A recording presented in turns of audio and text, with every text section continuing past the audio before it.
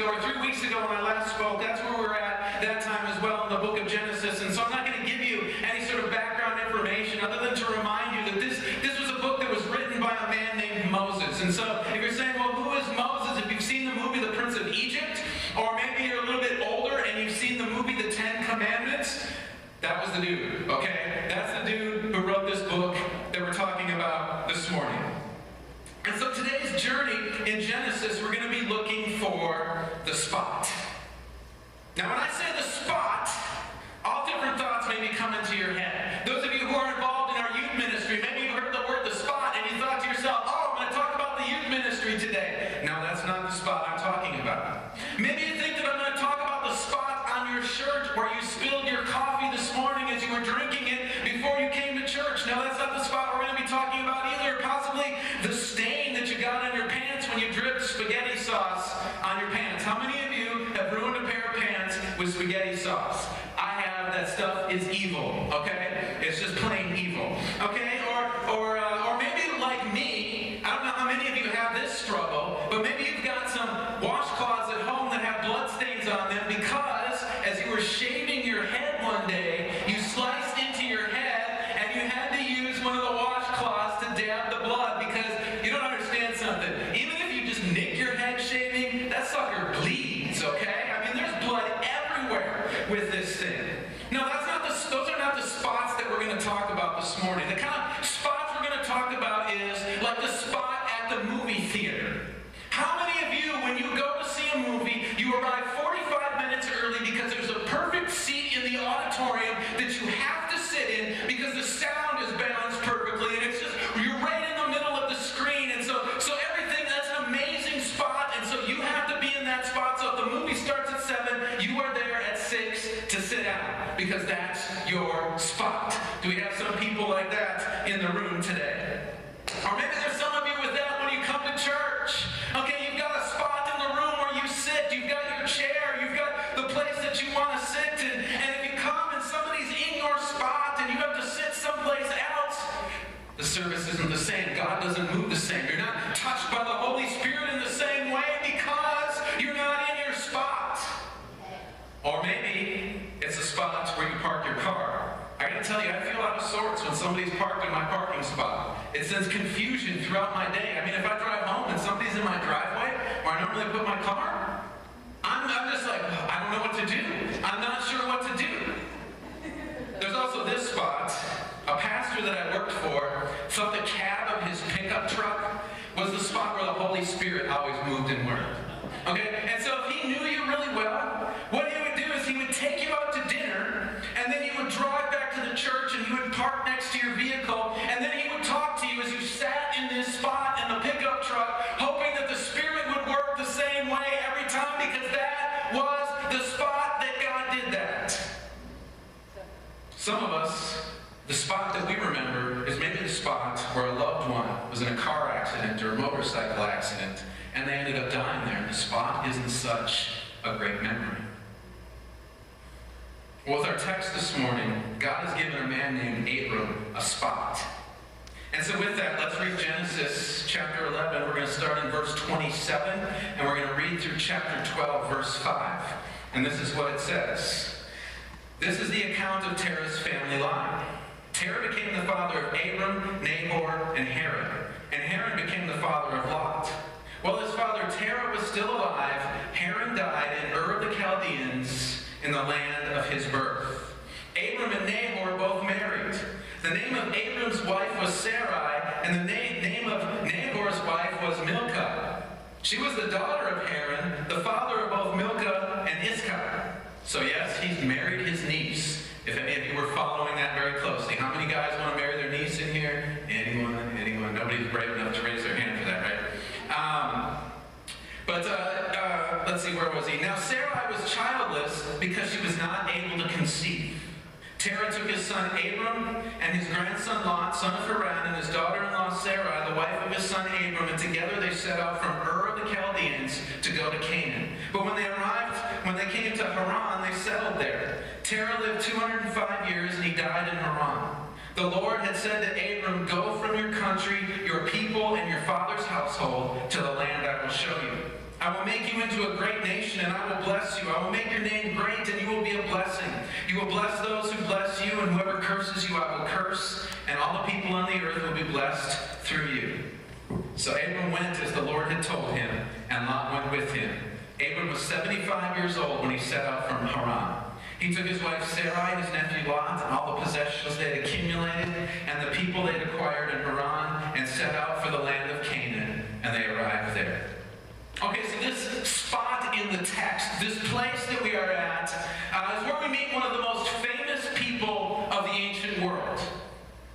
The Jews, the Muslims, and the Christians all trace their spiritual heritage back to this guy named Abram. And some of you may be saying, Abram, who's Abram? I haven't heard of him. Well, maybe you know him by his more famous name, Abraham. Okay, at one point in time, God comes and changes his name. He was born with this name, Abram, but at some point in his life, God comes and says, you know what, you are no longer Abram, you are Abraham. And so God changes his name, and this is where we meet him in the text, and it says that he's living in the land of Uz. All right? And that's a really weird name. I mean, you think to yourself, what is Uz? I mean, it sounds like that Dorothy should be there, and maybe the Wicked Witch of the West or something, kind of like an Oz place. No, this was a city-state, and what was located in modern-day Iraq, and it was on the Euphrates River in the southern part of this nation that we now know as Iraq. And judging from the archaeological remains, the city's most prosperous and educated time was during the time that Abraham most likely lived there. So the guess is that Abraham and his family were living a pretty decent life, that they had all they needed, that life was comfortable, that they were not looking for something else, somewhere else to go, or a radical change in their life. But some reason Abraham and his family decide that they need to move from Ur. And they come up with this spot, they come up with this location called Canaan. And the thing that we got to understand here is that back in those days, they didn't come home and turn on CNN. They didn't come home and turn on Al Jazeera or Fox News or one of these other news stations that broadcast news from around the world. They didn't have geography classes in their middle schools and their high schools. They didn't know a lot of the places that were outside of the land in which they were living. And so for Abram to just wake up one day and just say, you know what, I'm going to head to Canaan, he probably had no clue where they was at, no clue what it would look like, and he probably had never even met anyone who came from Canaan. But even though he had no idea where it was, or even the place, he decided that they were going to go and head there. And I believe the reason that they decided to head to Canaan was because Abram had heard from God. Why do I think Abram heard from God? Well, because if we were to flip into the New Testament, in the book of Acts in chapter 7, it tells us that Abram's call to go to Canaan came before he left for Ur. So my assumption here is that the family was just hanging out one night. They were eating dinner, they were talking, they were maybe watching a movie or a TV series on Netflix, and Abraham just kind of chimes up and says, hey, guys, what do you think of the idea of, like, moving to Canaan? And they had some conversation, and they just decided to do it. Maybe you say to yourself, well, that should be a fairly common practice, right? Well, back in those days, people didn't move these kinds of distances. People didn't wake up in the morning and say that they were moving from Mulberry to Chicago or Dallas or Detroit or anything like that. That just didn't happen. It wasn't normal. These weren't things that people did. You were born in a place. You were raised in a place. You stayed in a place. You didn't move around. And it was especially challenging because of the distance they were planning on moving. Now, the distance between Ur and Canaan was about 500 miles, as the crow flies. The problem with where the crow flies is it's across a desert, and I doubt even a crow would fly across that, because a crow wouldn't even survive. There's nothing between Ur and Canaan if you were to go this way, the most direct and shortest route. You couldn't pack enough supplies. You couldn't bring enough water. You couldn't bring everything that you needed to travel that 500 miles across the desert. And so they had to come up with a different plan. They had to go a different direction. They had to take a different path in order to get there. And so what they decided they were going to do is they were going to go up the Euphrates River into southern Turkey and then hook around down across this mountain range that runs down to Canaan and then into Canaan that way. They figured that even though it was a long distance, it was going to be the best way, the safest way to travel because they thought that this was the way that they were going to survive if they did it this way. Now this trip was about 1,000 miles. They're going to have to walk it. No renting U-Hauls. No calling a moving company. It would be like me saying, okay, everybody, after church today, we're all going to go and we're going to walk from here to Philadelphia. Same distance. How many of you would be down for that walking trip? Okay, I wouldn't lead you on that because I'm not walking to Philadelphia. Okay? I mean, that's a long way. It's twice the route as of going across the desert. But as I said, they had to do that way because it was going to give them the best chance of survival. So instead of it being about a 50-day trip going across like this, it ended up being over 100 days to go up and around like that. 100 days of walking. That's a long way to walk. But not only were they just out there walking, they were walking with everything that they owned. I mean, try and wrap your brains around that picture. Sure, they didn't have a couch that they carried on their back. They didn't have a 65-inch TV that they carried. But they still had to bring all of the stuff that they owned. And the stuff that they owned was a little bit more unruly than the stuff that we own, like a TV. They had to bring livestock with them. All right? And back at this time, the thing that made people wealthy was not money. See, the Donald Trumps of the ancient world were not people who had cash in the bank and skyscrapers in Manhattan. See, the people who had the money back then were the men who had the most livestock. Livestock were a commodity. They were a commodity that everybody needed. Okay, they needed it for food. Okay, there was no such thing back then really as vegetarians. You ate what you got. They needed these animals to do the farm work as well. They needed the animals to pull the plows. They needed the animals to harvest the grain. They needed the animals to do a lot of this backbreaking work. They also needed the animals when they killed the animal to eat it. They needed its fur for blankets and for shoes and for clothing and those sorts of things. I mean, these animals, these livestock were like the multi-tool of the ancient world. Y'all know what a multi-tool is? Yes, no? Anybody carrying one on them right now? Alright. Well, so families, this is how you were determined whether you were wealthy, the livestock you had. Well, for Abraham's family to even attempt this move, they had to have been very wealthy. They had to have had a lot of livestock. Even the poor or even the middle class would not have attempted a move like this because it would have been too costly to them financially. They couldn't have risked losing all of their livestock, all of their livelihood, everything that they had. They couldn't risk losing it by making this journey. And I would further guess that taking all of these animals with them meant the journey took longer than the 100 days that it would take a person making the journey without animals. And so let's say it would have taken them 200 days to get to Canaan. I think that's a low estimate. I think a year is more like it, but because of these conditions, that would have been a fun trip. How many of you have ever taken a really long road trip? Not an airplane, flown someplace really long. Do we have any really long road trippers in the house? Yeah. Every time we go and visit my family, my mom, we drive.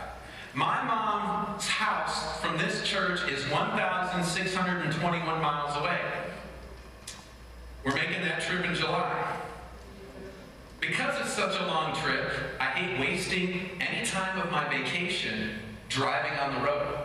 And so what will happen is, I will leave my house, and I will not stop until I pull into her driveway. Now that means I'll get gas, I'll get food, I'll let the kids go to the bathroom occasionally. But what that means is I don't stop to sleep, okay? I don't stop to rest. We don't stop to see sights. We don't stop to do any of that. We get in the car and we're on a mission. We drive and it's 24 straight hours of driving. And can I tell you, it's taxing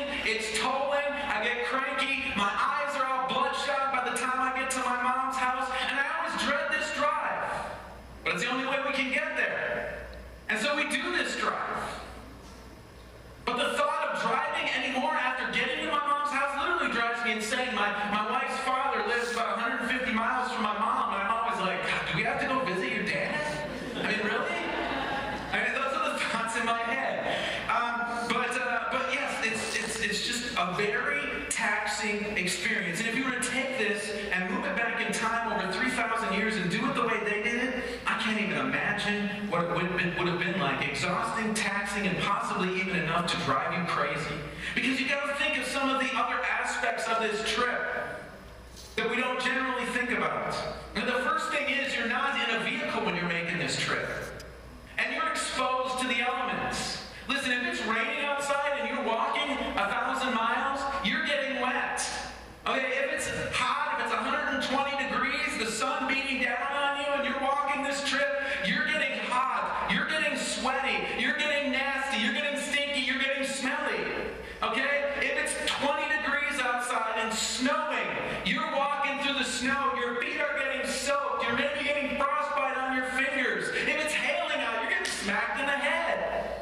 Okay? That's just the way it was. And then because they didn't have refrigeration, they had to buy all of their food while they were en route from local farmers and villages. They couldn't just pull into McDonald's. They couldn't just pull into Chick-fil-A and order something. They couldn't call Domino's. They couldn't call, what are those, Papa John's and have them deliver to the compound.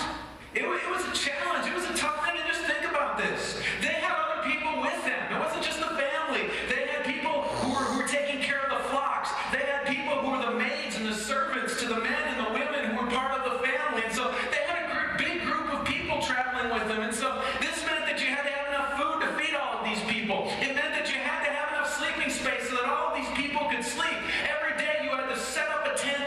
You had to set up camping sites to sleep in. And every morning you had to get up and you had to tear those down and you had to load them up and move on their journey. And I'm sure there were plenty of times that they had to stop because the goats, sheep, cattle, camel, and even the kids decided that they were done traveling for the day. And when I think about doing that for 200 straight days, it sounds exhausting, challenging, and an all-around horrible experience. So pressing on to Canaan probably became more and more burdensome each and every day they were out on the road. So at some point they arrive in the city of Haran. Where is Haran? They believe it's in southern Turkey. The archaeologists have found a city with that name. They're not sure if that's a city that Abraham and his family stopped at, but they have found a city with that name, and they arrive there. And they stay a few days. Then they stay a few weeks. Then they stay a few months, and next thing you know, they're there a few years. All of a sudden, they've settled there, they've raised their family there, and they've become a part of that society and that culture. And so the question that we have to ask ourselves is, why did they stop? Why did they not continue to their final destination, to the place God had originally spoken to Abraham to go? And as I looked at this text, I came up with a few possibilities. The first thing I see here is that maybe Terah, Abram's father, had come to a breaking point. What do I mean by that? Well, as we opened up this story that we read, it says in there that Terah, his son, died. And it also says that he was the one who had to care for his grandkids. Suddenly, Lot and all of his son's kids became part of his responsibility. And if you're a parent in here who has lost a child, you know the stress and the strain and the hurt and the pain that comes with your child dying before you. And so here he is, Terah. He's on this journey, and then Abraham shows up at the house one day and says, "Hey, I'm going to Canaan." I can imagine the thought going through his head is this: "Oh no, I can't possibly lose another son. I need to go with them because I don't want to lose all of my family." See, his response came out of a place of exhaustion, depression, and hopelessness. But see, there were unintended consequences to him making this decision. Because what happened is he had to leave a place that he grew up in, that all of his family lived, that all of his friends were at, that all of his business associates were at, that everybody he knew his whole life had been at. He had to leave this place. And if you've ever been in a place, in a spot, where you've invested, you've put down roots, you've planted deep roots, and suddenly you've had to rip those roots out, it's a very painful experience. It's not something that's fun or enjoyable. One time when Dana and I went through that, I described it like the pain of a divorce, because you're literally being ripped away from everything and everyone. And so the picture in my mind is this. Terah, he's lost his son to death, and now he goes off on this journey, and this journey just isn't what he would have hoped it would be. And he's lost all of those deep roots. All of those people he was connected to are now gone, and he's just depressed. He's just discouraged. He's just down, and he finally just says, you know what? I've had enough. We need to stop. We need to take a break. We need to not move on to this spot. I found a different spot right here that seems like a better spot, and so let's stop at this spot and settle here for a while. And the city of Haran was where Terah reached that breaking point, so he stopped. He stopped the journey that God was taking them on because he wanted a break from the hurt and the pain that he was experiencing. I mean, I had a similar experience to this when I gave my life to Jesus. Before I was a Christian, I had crazy friends. I mean, most of my friends drank, most of my friends smoked weed, most of my friends got in a lot of trouble, and I was right there with them. Well, I come and I give my life to Jesus, and it was like instantly Jesus had set me free from all of that stuff. I no longer had the desire to smoke weed. I no longer had the desire to drink. I no longer had the desire to even smoke cigarettes. It was just all gone in an instant. And God told me, you know what? To move to the spot where I'm taking you, you need to separate from these friends. Well, here's the deal, though. When I take personality tests, I score a very high E. And if you don't know what that means, it means I score very high on the extrovert scale. And what that means is it doesn't mean that I'm like the life of the party everywhere I go. But what it means is that I draw energy from being around other people. I'm very energized by hanging out with other people. My day off is Friday. Do you know what? I hate my day off. Because my kids are at school, my wife is at work, and I'm at home by myself. I don't gain any energy from that. That's horrible. It's just a horrible, horrible experience. But that's how I get energy. And so suddenly God says, you know what? You need to cut off all of these friends. And so I cut off all of these friends. I stopped taking their phone calls. I stopped going to their parties. I stopped going to the bars that we would go to drink. And I cut it all off. 6 months. 6 months into this, I was like, done. I had no social life. I had no friends. It was just a crazy experience. And so finally I said, you know what, God? It's time to take a break. This has been painful. This has been hurtful. I need to get off on an exit ramp and pick a different stop to stop at. And so I got off on a ramp. I got down to the bottom, and I stopped, and I sat there. And I took a long, lengthy pause. And I think the same thing happens to many followers of Jesus as well. God gives us a mission. God gives us a place. God gives us a spot. And we head out on that journey. It could be something like what happened with me, that we've given our lives to Jesus and we're walking the road to spirituality. And as we're walking that road, we've got to deal with the junk and the hurt and the pain in our life. And as we deal with that stuff, we just come to a place where we're just like, I'm tired. I'm tired of the pain, the hurt, the junk, and the garbage. I just need to exit off. I need to get off someplace. And so we exit into Haran and we sit and we stay there and we build a foundation in that place. And that could be a reason Abraham and his family paused as well. Another reason they could have paused is because of fear. I mean, just from reading the text, you can tell that there was fear in Abraham's heart. How do I know that? Well, when we read chapter 12, verse 1, Abraham was told by God to do this: leave his country, his people, and his father's household. What did Abraham do? He left his country, he left his people, but he took his father's household with him. See, I think Abraham was scared. He was fearful of making this journey alone. He looked ahead and he said to himself, this could be my ruin if I make this journey to Canaan. I need to bring some security with me. I need to bring Dad with me. I need to bring my nephew Lot with me and his family with me, just in case. I mean, if we're attacked on the road by bandits, they'll be able to help me to fight them off. They'll be able to help us get food. They'll be able to help us set up camp. They'll be able to help us do all of this stuff. And I'm really afraid of losing them. And so because I'm afraid of losing them, I'm going to bring them along. And see, fear, when it has a place in our lives, has a way of taking control of us. And I believe that's what happened to Abraham. The longer he walked, the further he got down this road, the more fearful he was that he had made a mistake. And so he decided he better get out now while the getting is good. Haran is a nice place. It's a good city. The rest of the family liked it, and so let's settle here. And I've seen this happen in the lives of Christians as well, as they're making the journey of life, and they're coming along and they're like afraid of what's going on. I think of one of our students that we had in Boston. It was his senior year of high school, and he felt like God was telling him to go into children's ministry.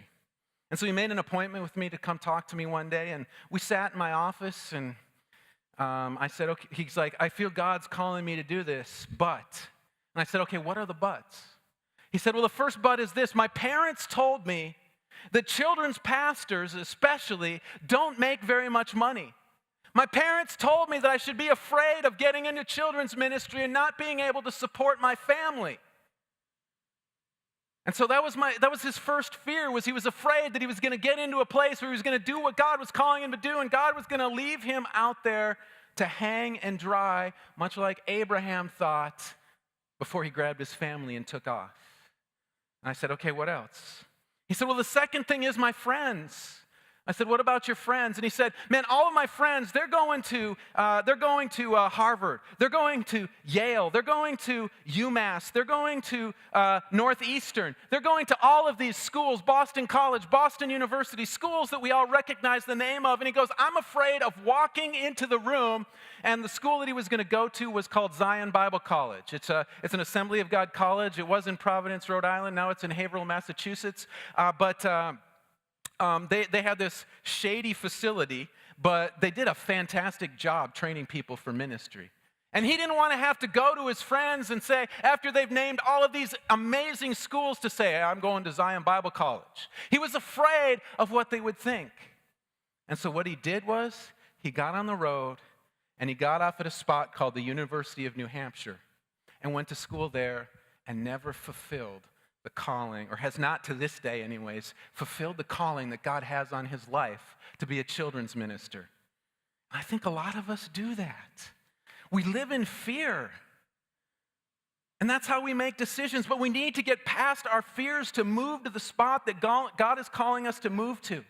We can't worry about what our family thinks of the situation. We can't worry about those kind of things, and because you know what? When you're called into ministry, you don't take your mother and your brother and your sister and your cousin with you, okay? You go by yourself. You have a spouse, you go with your spouse, but none of the rest of the family goes with you. It doesn't matter what they think or say. If God is calling you, you step out and you go, and you don't live in fear of what other people are thinking, of what other people are saying, the fear of the unknown. And with Abram, he took his family with him, and really, his family gave him all kinds of problems. I mean, when we were to continue looking at his life in chapters, the rest of 12 and 13 and 14, he had to fight a war because of his nephew Lot, okay? It wasn't exactly a pretty experience where if we would have left him at home, he wouldn't have had to fight in a war. But then there's a third reason they could have paused. They may have paused because when they arrived in Haran, it looked like a nice place. It was comfortable. It was a good place to take a break. Because if you've been on a long journey like that, there are some times you need to take a break.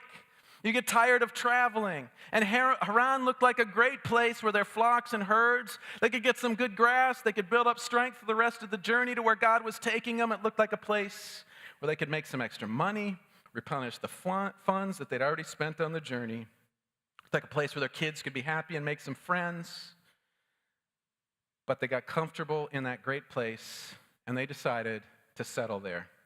It wasn't that they were doing anything sinful. It wasn't like things weren't going good for them. It's just that they liked the place that they stopped. They were satisfied and decided that this was the end of their journey.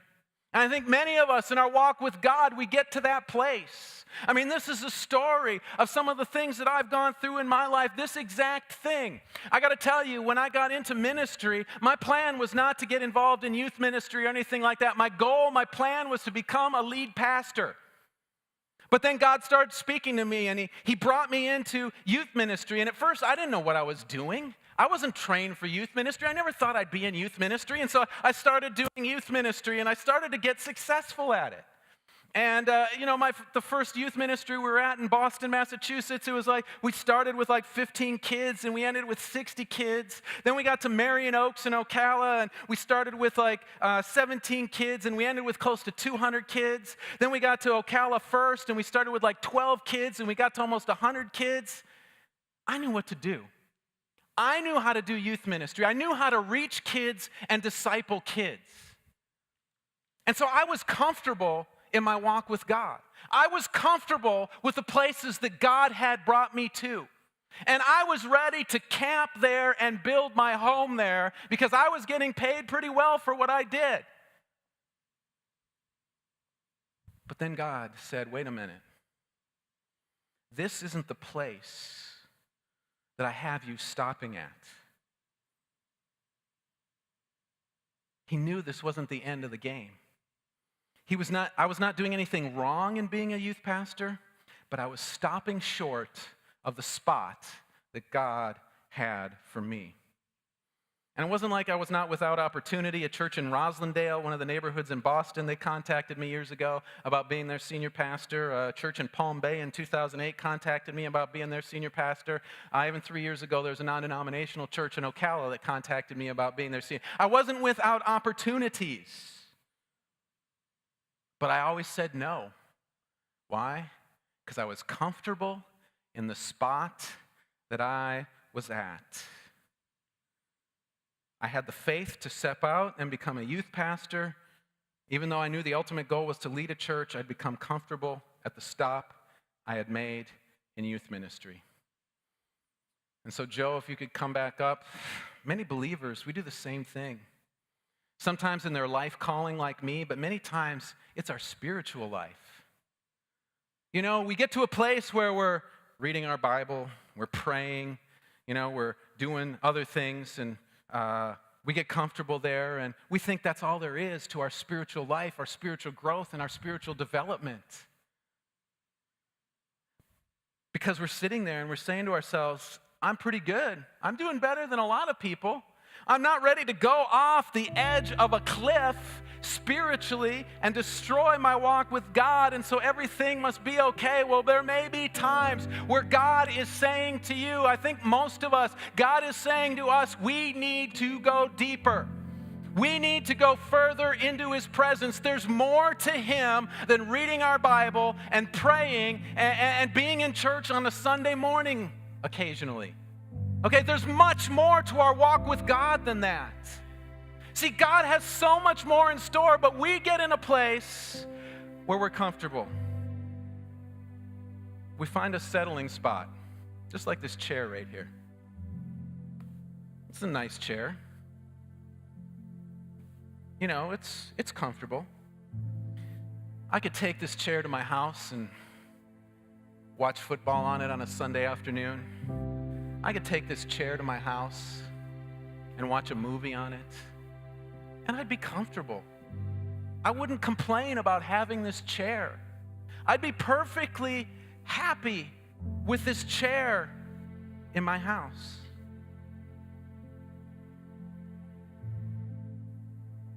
And in our spiritual journeys, a lot of times we get to this chair and we sit down and we say, that's nice, God. The pain and the hurt that I was experiencing in going through this difficult and challenging time, it's not so bad when I'm here on this spot. God, it's just comfortable here, and I like being comfortable, and so I'm just going to stay here where it's comfortable. And we just sit in the chair in this spot. But the thing is that God has something else for us. You see, God has a chair like this one over here. He's got a chair that when you sit down in it, it's going to wrap itself around you. It's going to be a chair where you can not just watch one football game, but you can watch the early game, you can watch the afternoon game, and you can watch the Sunday night game, and you will still be comfortable sitting in this chair. That's the spot that God has for each and every single one of us. The spot that we can sit and not just watch one movie and be comfortable, but we can watch a trilogy. We can watch all 6 movies, all 9 movies. That's the spot that God has for us. If we are just willing to get up from this spot that seems comfortable, that seems nice, and walk away from it and say, you know what, God, you've got more in store for me than that. You've got this over here. Now let me tell you, the journey from this chair to that chair won't be easy.